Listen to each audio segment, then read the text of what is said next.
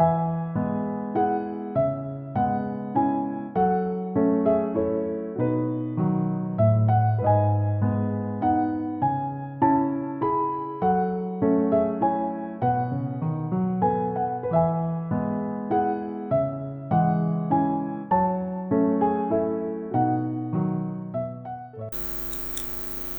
तमाम भाई बंधुओं को मेरा प्यार भरा नमस्कार।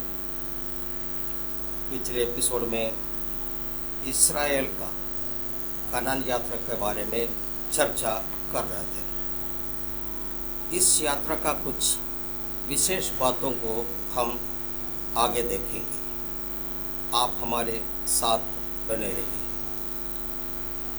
42 लाख लोगों को लेकर मूसा चला, वो भी पैदल 40 साल तक। उसका कुल दूरी था 8,840 किलोमीटर, यानी 5,271 माइल। ये जमीन पर पैदल यात्रा कर रहे हैं। पूरी यात्रा का समय लेगा 40 साल। क्यों इतना ज़्यादा समय लिया? अगर हम इसको थोड़ा हिसाब लगा करके देखेंगे तो 6 लाख लोगों के साथ बुजुर्ग लोग हैं, बच्चे लोग हैं, इसलिए वे तेजी से नहीं चल सकते। मान लीजिए फिर भी इतना समय तो लगना नहीं चाहिए। अगर ये लोग साधारण रीति से भी अगर चलते तो सीधे कनान की ओर जाते।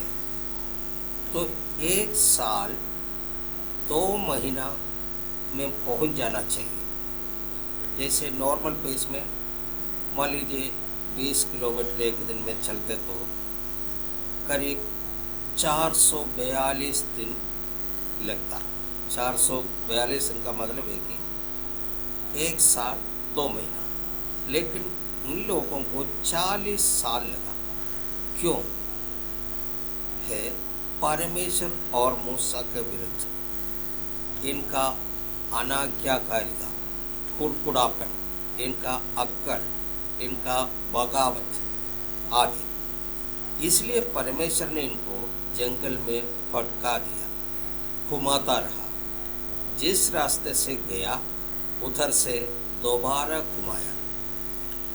अभी कुछ ऐसे बातें आपको बताने जा रहे हैं जिस सुनकर आप भी सोचने में मजबूर हो जाएंगे कि सच में हमारा परमेश्वर की योजना कितनी बड़ी है और वास्तव में अद्भुत कार्य इतिहास में घटित हुआ है करके आप चकित हो जाएंगे। एक वचन पढ़ते हैं, 1 कुरिन्थी 2:9। परंतु जैसे लिखा है कि जो आंखों ने ना देखी और न कानों से नहीं सुनी और जो बातें मनुष्य के चित्त में भी नहीं चढ़ी, वे ही है जो परमेश्वर ने अपने प्रेम रखने वालों के लिए तैयार किया है। परमेश्वर की सोच, परमेश्वर की योजनाएं सब हमारे और आपके कल्पना से बढ़कर है। मूसा को परमेश्वर आज्ञा देता है। क्या आज्ञा देता है? एक्सोडस 33 का पहला 2 वचन।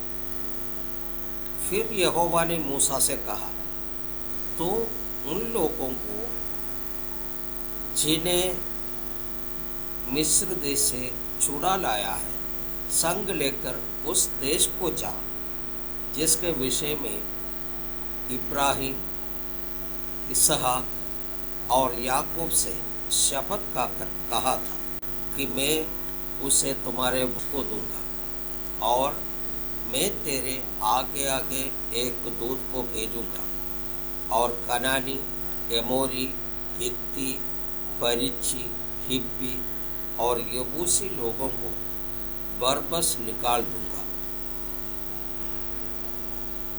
42 लाख लोग, 40 साल। मूसा ने इतना बड़ा जनसमूह को इतने दिन तक कैसे खाना खिलाया? इस बारे में सोचिए। महसूस करे और तसल्ली पाए। जब परमेश्वर ने मूसा को बोला, मेरे जन को मिस्र से निकालकर कनान की ओर ले चलना है, तो मूसा को सोचने का मौका भी नहीं थी, योजना बनाने का समय नहीं था। मूसा सपने में भी नहीं सोचा होगा कि परमेश्वर उन्हें इतना बड़ा मुसीबत में डाल देगा। इतना बड़ा जनसमूह को खाना देना है, पानी देना है, उनका रोजमर्रा का जीवन में जो कुछ भी आवश्यकता है उसे पूरी करना है। पैदल यात्रा में लोग बीमार पड़ेंगे, उसके साथ जो जानवर है उसे चारा पानी देना है। इन सब के बारे में मूसा अगर मानसिक रीति से सोचते हैं या अपने दिमाग से योजना बनाते तो जरूर वो पागल हो जाते। एक व्यक्ति जो अमेरिकन सेना में क्वार्टर मास्टर जनरल है, वो अपने आप को मूसा के स्थान पर रखकर हिसाब किताब करने लगा और कैलकुलेशन करने लगा कि इतने लोगों को अगर वो यानी कि वो क्वार्टर मास्टर जनरल को जिम्मेदारी मिलती तो 42 लाख लोगों को खिलाने के लिए कितना सामान का जरूरत पड़ता। मूसा और ये लोग रेगिस्तान में हैं, लेकिन वो उनके साथ क्या करने वाला था?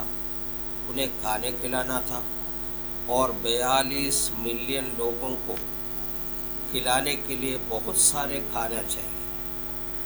Quarter master general in the army के हिसाब से देखेगा तो इतनी बड़ी भीड़ को एक दिन खिलाने के लिए 30,000 टन खाने की ज़रूरत है। 30,000 टन खाने बनाने के लिए कच्चा माल मंगाना है तो करीब 10,000 टन कच्चा माल चाहिए। इसे रेगिस्तान तक पहुंचाने के लिए 1 मील लंबी वाली 10 मालगाड़ी का जरूरत है। पहले जैसे बोला, वे लोग रेगिस्तान से सफ़र कर रहा है, वो भी पैदल, थक जाना स्वाभाविक है, तो पानी की सख्त ज़रूरत है और रेगिस्तान में पानी नहीं मिलती। इन लोगों को नहाने की बात को छोड़ देते हैं, पीने के लिए अगर खाना पकाने के लिए पानी चाहिए, कम से कम 1 गैलन पानी प्रति व्यक्ति चाहिए। इसके अलावा जानवर के लिए पानी चाहिए, पानी भी बाहर से लाना है लोगों को, और जानवर के लिए करोड़ों गैलन पानी का ज़रूरत है। और इसके लिए भी 1 मील लंबी वाली 50 टैंकर वाली मालगाड़ी का ज़रूरत है।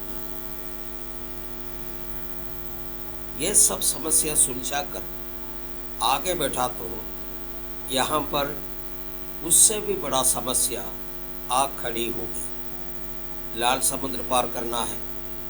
यहाँ पर एक बात बताना चाहते हैं, हम मूसा और उनके साथ वाला लोग लाल समुद्र पार करते हुए बहुत सारे तस्वीर इंटरनेट में, गूगल में सब मिलते हैं। वो सब देखते हैं तो चौड़ाई में 6-8 लोग खड़े हुए दर्शाता है और लाल समुद्र की 2 भाग में दिखाता तो ऐसे लगता है कि कोई पतली गली से लोग जा रहे हैं। वो सब लोग अपना अपना भावना से ये तस्वीरें बनाता है। हकीकत में ऐसा नहीं होगा, क्योंकि 42 लाख लोग हैं, जानवर हैं। यहाँ ध्यान रखने की बात यही है, इनके पीछे फरवों का सेना है। इनके पास समय केवल 1 रात है। ऐसे में ऐसे 8-10 आदमी का लाइन लगा करके चलेगा तो 1600 मील लंबा लाइन हो जाएगा और लाल समुद्र पार करने में 64 दिन लग जाता है। 1 रात में लाल समुद्र पार करना है तो कम से कम 12,000 लोग साइड बाय साइड कंधे से कंधे मिला करके चलना पड़ेगा। इसका मतलब आप समझते हैं, करीब 8 मील चौड़ाई में लाल समुद्र को 2 भाग हुआ है और सूखी भूमि निकला होगा, तब ये एक रात में पार की होगी। अगला परेशानी सामने है कि यात्रा के बीच में इन्होंने 42 जगह पर तंबू गाड़ा। 42 लाख लोगों के लिए टेंट डालना है। कम से कम 12 लोगों के लिए एक टेंट का हिसाब से 3.5 लाख टेंट की आवश्यकता है। इसका मतलब है कि वो कैंप का ग्राउंड की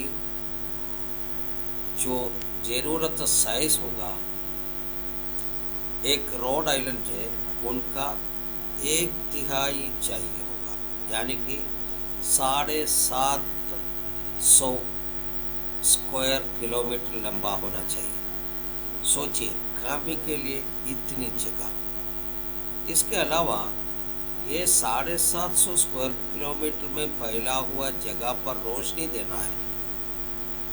इनके लिए परमेश्वर आग की खंभा के रूप में रहा। इतनी बड़ी एरिया को रोशनी देने के लिए वो आग के खंभा कितना ऊंचाई में रखा होगा।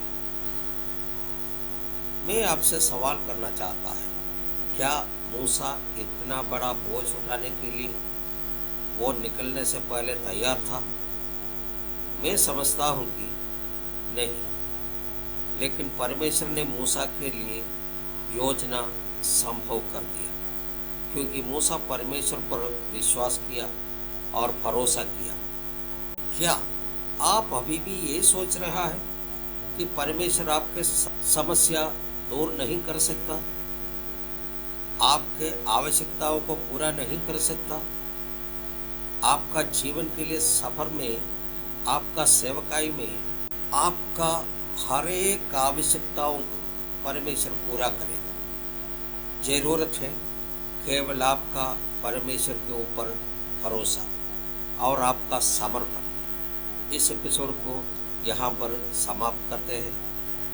इसका बाकी भागों को लेकर आपके सामने फिर से प्रस्तुत होंगे। तब तक के लिए मुझे दीजिए इजाज़त। सबको जय मसीह, सबको नमस्कार। परमेश्वर आप सबको आशीष देने पाए।